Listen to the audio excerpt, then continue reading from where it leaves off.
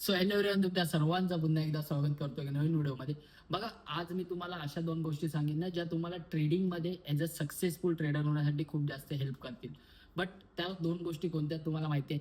बघा, करायचं असं जास्त काही मोठं नाही किंवा जास्त काही कॉम्प्लिकेटेड नाही, काय जास्त त्रास नाही आपल्याला.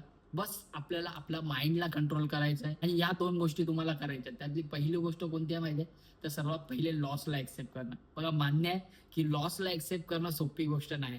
बट मी तुम्हाला सांगतोय की तुम्ही जर एकदा का लॉसला ऍक्सेप्ट करायला शिकलात ना, तर तुमच्यासाठी ट्रेडिंग खूप इझी गोष्ट होईल. बस लॉसला ऍक्सेप्ट करता आलं पाहिजे. आपल्या स्वतःला हे सांगत राहा की मला काही झालं तरी पण लॉसची पोझिशन होल्ड करायची नाही, तिला कट करायचं. जेवढा लवकर होईल तेवढा लवकर. बघा, सेकंड गोष्ट म्हणजे काय माहितीये का?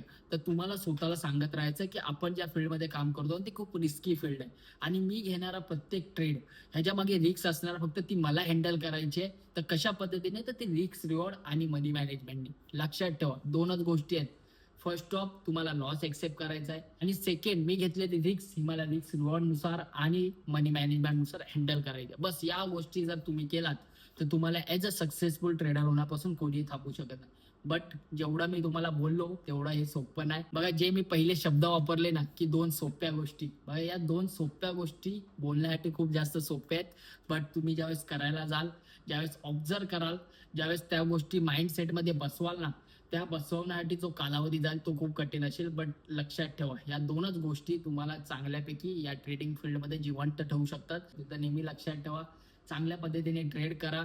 थोड्या थोड्या गोष्टी आहेत ज्या तुम्हाला लक्षात ठेवायच्या आहेत, ज्या गोष्टींवर काम करायचं आहे आणि या ट्रेडिंग फील्डमध्ये तुम्हाला ॲज अ सक्सेसफुल ट्रेडर व्हायचं आहे. आपण भेटू दुसऱ्या व्हिडिओमध्ये. तोपर्यंत घेतो तुमची रजा. तोपर्यंत तुमच्या फॅमिलीची आणि तुमच्या कॅपिटलची काळजी मात्र घ्या. Thank you for watching. Bye bye.